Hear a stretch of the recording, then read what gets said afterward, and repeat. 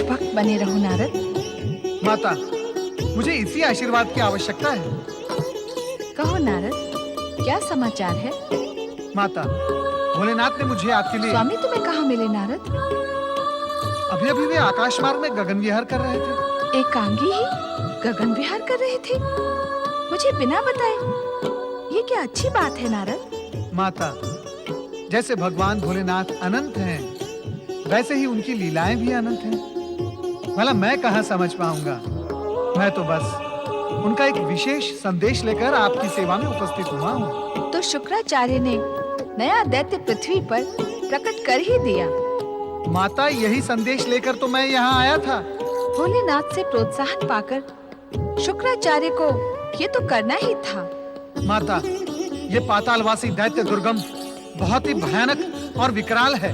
मुझे ज्ञात है कि दुर्गम को स्वयं भोलेनाथ, श्रीहरि, ब्रह्मा जी एवं गणेश से अबध्य का आशीर्वाद प्राप्त है। माता, फिर तो ये तीनों लोक में सर्वनाश की भूमिका रच देगा। नहीं नारद, इस दुर्गम के सर्वनाश की भूमिका इस बार स्वयं मुझे रचनी है।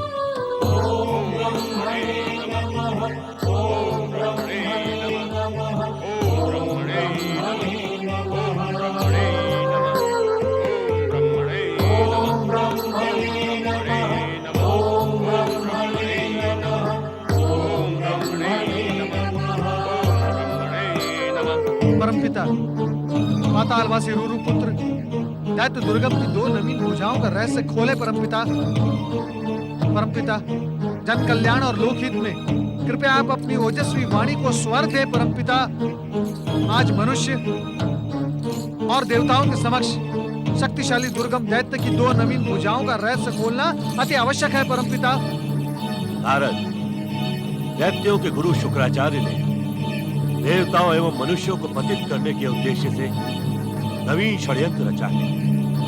दुर्गम के माध्यम से शुक्राचार्य समस्त लोगों को अज्ञान के अंधकार में भटका देने का इच्छुक है। अज्ञान का अंधकार? परमपिता, मैं कुछ समझा नहीं। नारद, इस समय इस प्रश्न से अधिक समझने योग्य प्रश्न ये है, समस्त देवताओं एवं मनुष्यों को इस दुर्गम की भुजाओं से अपनी अस्मिता की रक्षा के लिए अभी से सावधान हो जाना उचित होगा। राम परमपिता ब्रह्मदेव, आप सभी दुर्गम दैत्य की दो नवीन भुजाओं के रहस्य की गुत्थी सुलझाने हेतु ब्रह्मलोक में उपस्थित हुए। सत्य कहा परमपिता। देवराज, यदि मैं दुर्गम की अखंड तपस्या की दृष्टि से कहूं, तो ये संकट काल में आप देवों और मनुष्यों को धर्म और भक्ति के मार्ग पर दृढ़ हो जाना आवश्यक है। अन्यथा दुर्गम अपनी चार भुजाओं के लिए हमसे जो वरदान पाने का इच्छुक है, वो देवों और मनुष्यों की संस्कृति के पतन का कारण भी बन सकता है। किंतु परमपिता, अपनी जिज्ञासा को विराम दो नारद। इस समय से अधिक कहना हमारे लिए उचित नहीं होगा। ओम ब्रह्मणे नमः। ओम ब्रह्मणे नमः। ओम ब्रह्मणे नमः।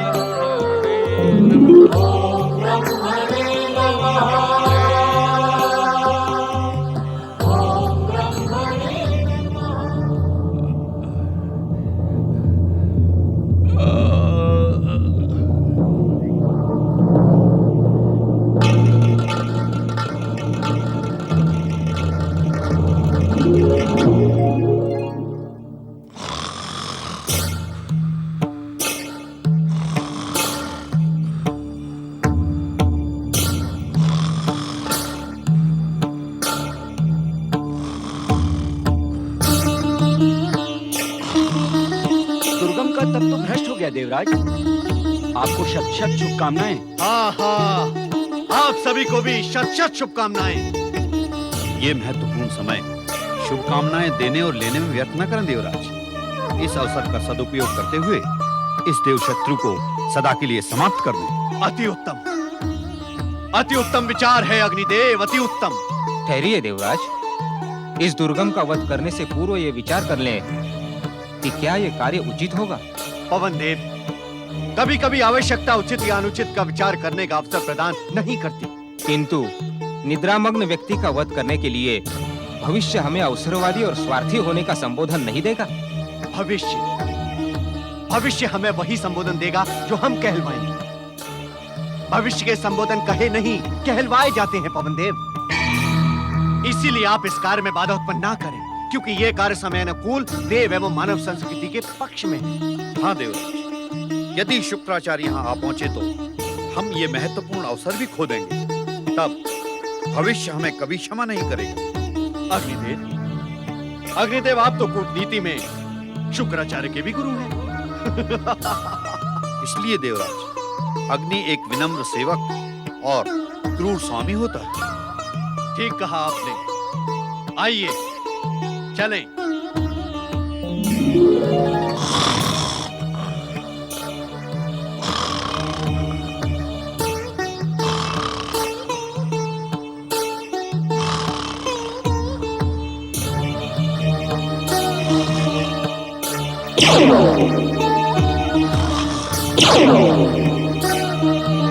दुष्ट दुर्गम, मैं तुझे जीवित नहीं छोड़ूंगा। गुरु शुक्राचार्य, आप तो देवताओं के राजा हैं, देवराज इंद्र। धर्म, नीति और मर्यादा की रक्षा करना आपका कर्तव्य है। एक निद्रा मग्न व्यक्ति की हत्या करने की आज्ञा आपको आपका धर्म देता है। इस अपराध की शिक्षा देवताओं को किस नीति शास्त्र से प्राप्त हुई है? आपके गुरु बृहस्पति ने आपको ऐसे ही नीचतापूर्ण कार्यों का पाठ पढ़ाया है। ये प्रश्न शिक्षा, नीति तथा धर्म का नहीं है दैत्य गुरु, अपितु एक राजा के कर्तव्य का है। किस कर्तव्य का स्मरण करवा रहे हैं आप? किस कर्तव्य का? यदि अवसर मिलने पर भी शत्रु को जीवित छोड़ दूं, तो क्या भविष्य इंद्र को क्षमा कर सकेगा? भविष्य आपको क्षमा करे न करे, लेकिन ये शुक्राचार्य आपको कभी क्षमा नहीं करेगा। आपके क्षमादान के हम आकांक्षी भी नहीं है दैत्य गुरु। दुर्गम हमारा शत्रु है। हाँ, ये हमारा घोर शत्रु है। इसे समाप्त कर देना ही नीति सम्मत है। शत्रु? आज तक इसने आपसे क्या शत्रुता की है? मात्र दैत्य संस्कृति में जन्म लेने और ब्रह्मदेव की तपस्या करने से ही ये आपका शत्रु हो गया। आपकी नीति मर्यादा पर एक नया ग्रंथ लिखने की इच्छा हो रही है देवगण। दैत्य गुरु, व्यर्थ के वार्तालाप में हमारा समय नष्ट न कीजिए। इस दुष्ट दुर्गम को हम जीवित नहीं छोड़ेंगे। हे राज, निद्रा मग्न दुर्गम को यदि आपने हानि पहुंचाने का प्रयास भी किया, तो मैं अपनी सिद्ध शक्ति से आप सबको इसी समय भस्म कर दूंगा।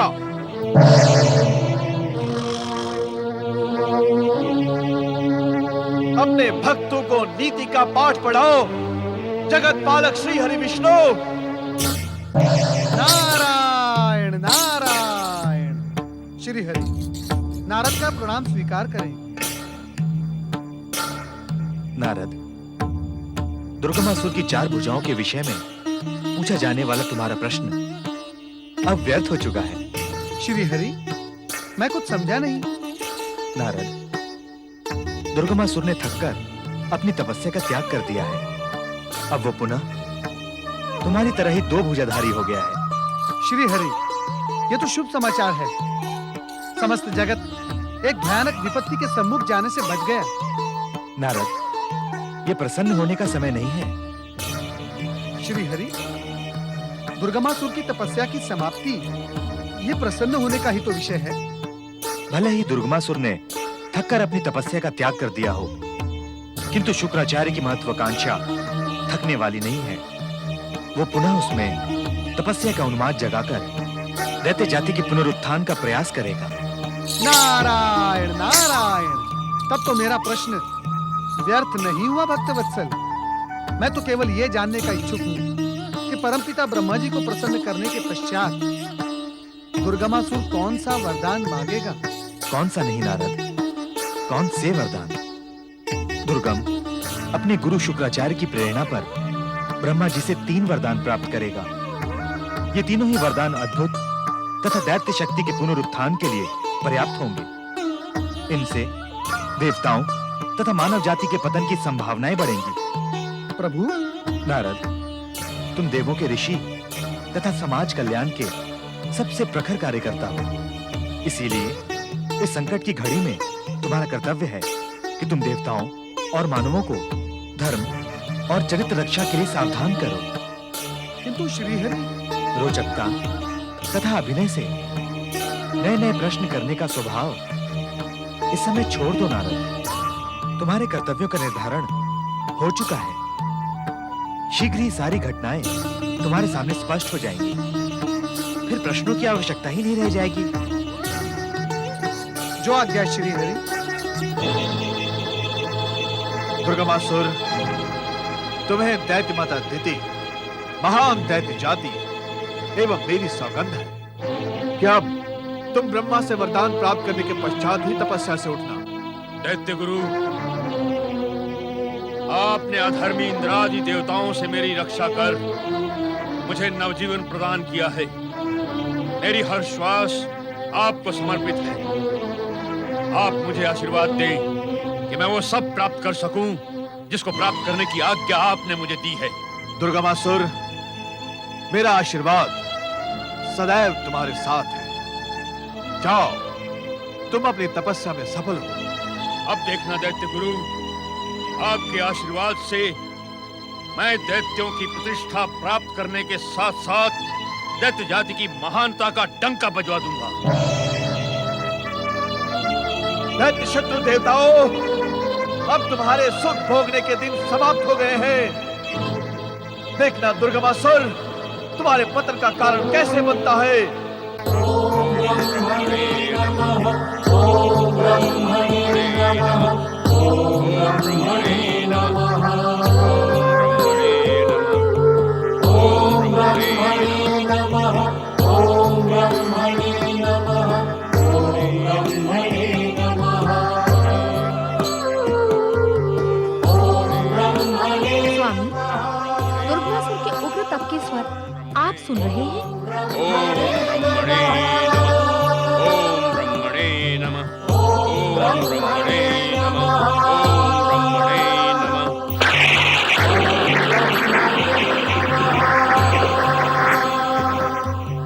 ओम ब्रह्मणे नमः। ओम ब्रह्मणे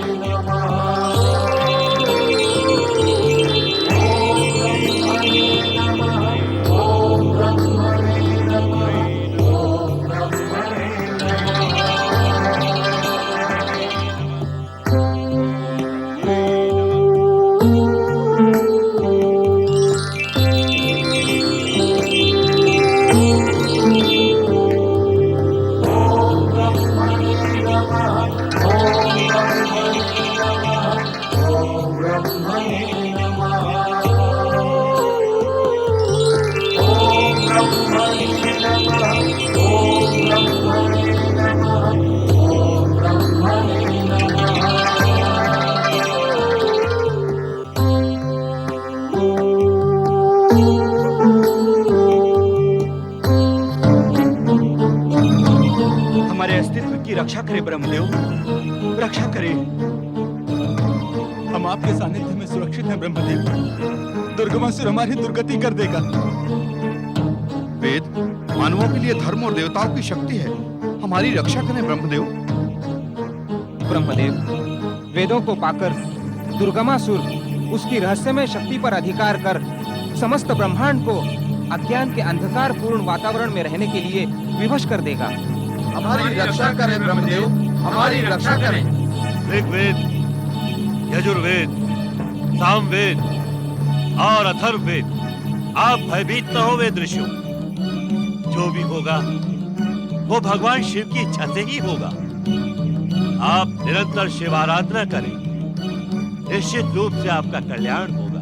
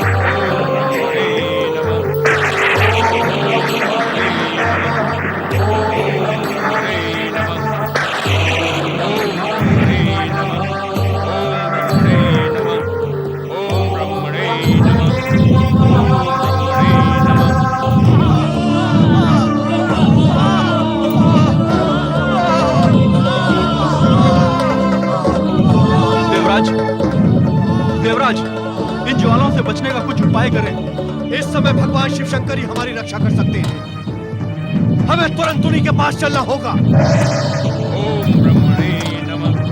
ओम ब्रह्मणे नमः। ओम ब्रह्मणे नमः। ओम ब्रह्मणे नमः। ओम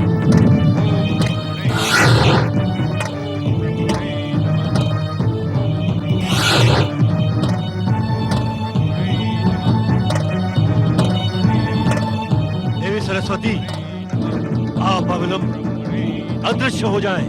किंतु क्यों स्वामी? दुर्गमासुर तो आप ही का तप कर रहा है। ये ज्वालाएं आप ही के उग्र तप का परिणाम है। क्या ब्रह्मदेव को भी इन मंत्र पूजित ज्वालाओं से भय है? ज्ञान की देवी सरस्वती, ये समय बातों में व्यर्थ व्यतीत न करें। समय से पूर्व और शिवेच्छा के बिना हम दुर्गमासुर के हाथों में वेदों को नहीं सौंप सकते।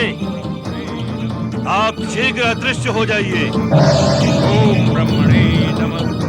ओम ब्रह्मणे नमः। ओम ब्रह्मणे नमः। ओम ब्रह्मणे नमः।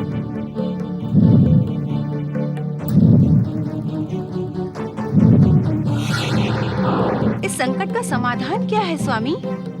लगता है शुक्राचार्य की महत्वाकांक्षा पूरी होकर रहेगी। ब्रह्मदेव को दुर्गमासुर को उचित वरदान देना ही पड़ेगा, तभी इस समस्या का समाधान होगा। देवी, ओम नमो भगवते सांब सदा शिवाय। हर हर महादेव, हर हर महादेव, हर हर महादेव। हे भोलेनाथ, हे कैलाशपति शिव शंकर, दुर्गमासुर की उग्र तपाग्नि से हमारी रक्षा करें भोलेनाथ, हमारी रक्षा करें भोलेनाथ, हमारी रक्षा करें। देवताओं, दुर्गमासुर का उग्र तप तो निमित्त मात्र है। वस्तुतः हर एक को अपने कर्मों के अनुसार ही फल भुगतना पड़ता है। नियंता के नियति से कोई बच नहीं सकता। स्वामी, ये शुक्राचार्य को दिए गए आपके आश्वासन का परिणाम है। आज पहली बार उसकी महत्वाकांक्षा त्रैलोक्य को भस्म कर देने को उतावली हो रही है। अब आप शुक्राचार्य को आज्ञा दें कि दुर्गमासुर की तपस्या समाप्त करवा दें। तुम असुरों पर अन्याय कर रही हो देवी। क्यों स्वामी? अब जब दुर्गमासुर की तपस्या वरदान के निकट है, वरदान प्राप्त करने के साथ ही दैत्यों का पुनरुत्थान सुनिश्चित है, तब उसे समाप्त करने को कहना अन्याय नहीं होगा। भोलेनाथ, दुर्गमासुर की तपस्या से मैं धर्म संकट में पड़ गया हूँ। तपस्या से कैसा धर्म संकट ब्रह्मदेव? हे शिव शंकर, आप तो सर्वज्ञ हैं। दुर्गमासुर वरदान में चारों वेदों को मांगने की इच्छा रखकर ही तपस्या कर रहा है। अब उसे वेद देता हूँ तो धर्म संकट, अथवा उसे वरदान देने नहीं जाता हूँ तो धर्म संकट। यदि वेद असुर शक्ति के अधीन हो गए तो सारे संसार से ज्ञान का प्रकाश लुप्त हो जाएगा। ज्ञान, धर्म और सदाचार का नाश होगा और मनुष्यों का जीवन अंधकारमय हो जाएगा। इस संकट से उबारने के लिए मेरा मार्गदर्शन करें भोलेनाथ। दुर्गमासुर जो भी वरदान मांगेगा उसे आपको देना ही पड़ेगा ब्रह्मदेव। सृष्टि के नियमों से हम त्रिशक्तियां विमुख नहीं हो सकते।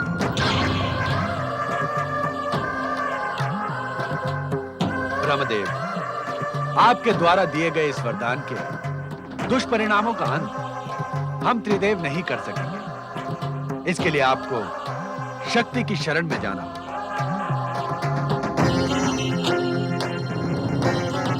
महादेवी, शिवाज्ञा के अनुसार मुझे दुर्गमासुर को उसका इच्छित वरदान देना ही होगा।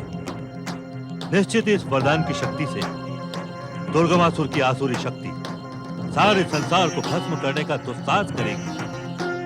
तब आप ही हमें हमारी सुरक्षा का आश्वासन दे सकते हैं। वेदों को दुर्गमासुर के अधिकार में देने का परिणाम आप भली भांति जानते हैं ब्रह्मदेव। संकट को प्रोत्साहन देने से अच्छा यही होगा कि आप त्रिदेव मिलकर अपनी शक्ति से दुर्गमासुर को समाप्त कर दें। यदि आप ऐसा नहीं कर सकते तो शिव जी मुझे अनुमति प्रदान करें। शक्ति स्वरूपा पार्वती, सृष्टि के नियमों का पालन करना हम पराशक्तियों के लिए अति आवश्यक है। यदि तपस्वी को उसका इच्छित वरदान नहीं मिलेगा तो उसकी तपस्या का क्या मूल्य रह जाएगा? किंतु मैं वरदान की नहीं, भविष्य में उठने वाले इस संकट दुर्गमासुर के अंत की बात कर रही हूँ, जो उचित है। तुम किस प्रकार इसे उचित बता रही हो देवी? जब तक दुर्गमासुर का अधर्म पाप की चरम सीमा तक नहीं पहुंच जाए, तब तक उसका अंत करना अन्यायपूर्ण होगा। इस समय दुर्गमासुर एक तपस्वी का कर्तव्य निभाकर पुण्य संचय कर रहा है। इस समय उसके अंत का विचार भी करना अधर्म, अन्याय और कुनीति का प्रतीक हो। भोलेनाथ की आज्ञा के उपरांत अब आप हमारा मार्गदर्शन करें माता। मैं अपना कर्तव्य भली भांति जानती हूँ ब्रह्मदेव, अतः इस समय आपको आश्वासन मांगने की कोई आवश्यकता नहीं। समय आने पर मैं अपने कर्तव्य का पालन अवश्य करूंगी। अब हम में से प्रत्येक के कर्तव्य का निर्धारण हो गया है ब्रह्मदेव। अब आप दुर्गमासुर के पास जाकर अपने निर्धारित कर्तव्य का निर्वाह करें। जो आज्ञा महादेव। ओम नमः शिवाय। देवराज, देवगण, आप सभी धैर्य धारण करें और समय की प्रतीक्षा करें। ओम नमः शिवाय। ओम ब्रह्मणे नमः। ओम ब्रह्मणे नमः। ओम ब्रह्मणे नमः।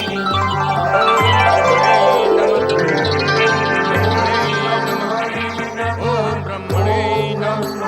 तपस्वी दुर्गम, हम तुम्हारी तपस्या से प्रसन्न हुए। अपना इच्छित वरदान मांग लो। ओम ब्रह्मणे नमः। अपने उग्र तपाग्नि को शांत करो तपस्वी। ओम ब्रह्मणे नमः। ध्रुवपुत्र दुर्गम, अपनी तपाग्नि शांत करो और अपनी इच्छा का उल्लेख करो। तुम्हारे इस उग्र तप का उद्देश्य क्या है दुर्गम? यदि तुम ये ज्वालाएं उत्पन्न करके शांतिपूर्ण तपस्या करते, तब भी हम तुम्हें वरदान देने अवश्य आते। मैं अपने आप को अपने पूर्वजों से अधिक शक्तिशाली सिद्ध करने का इच्छुक हूँ ब्रह्मदेव, इसलिए आप मुझे अधिक से अधिक शक्ति प्रदान करें।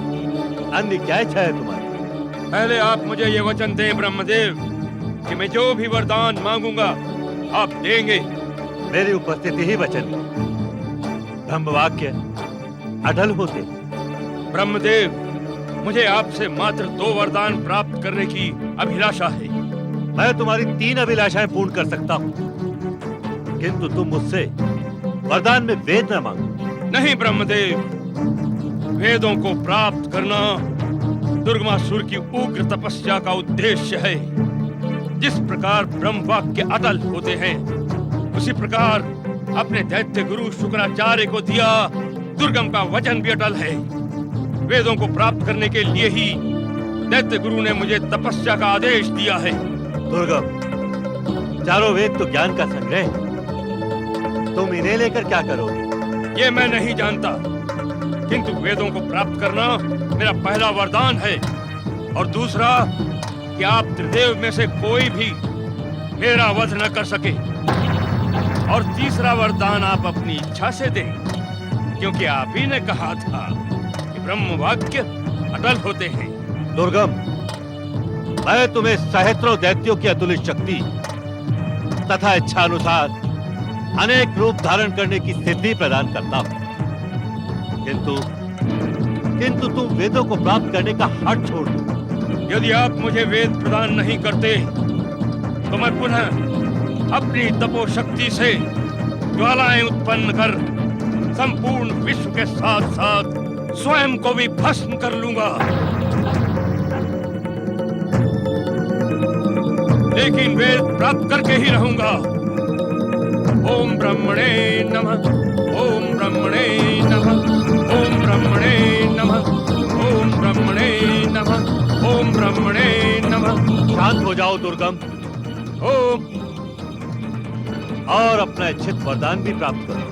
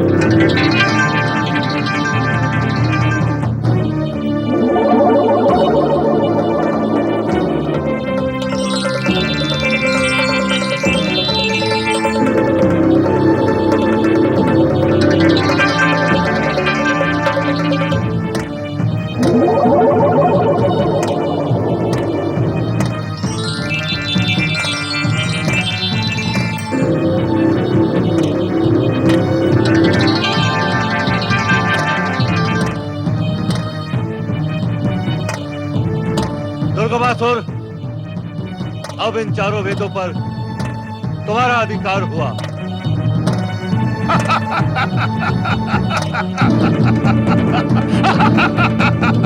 हमारी रक्षा करें ब्रह्मदेव। हमें इस दुष्ट दानव को ना दे ब्रह्मदेव। हम आपके शरणागत हैं ब्रह्मदेव। शरणागतों की रक्षा आप त्रिशक्ति ही कर सकते हैं ब्रह्मदेव। इस समय हम विवश हैं वेद ऋषियों। नियंता तथा शिविच्छा भी यही है। किंतु शीघ्र ही आप लोगों का उद्धार होगा।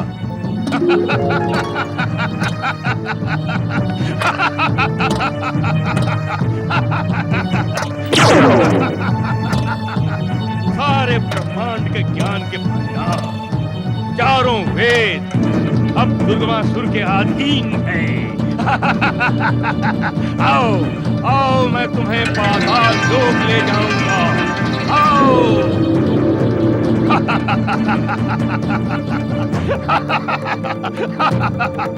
आओ।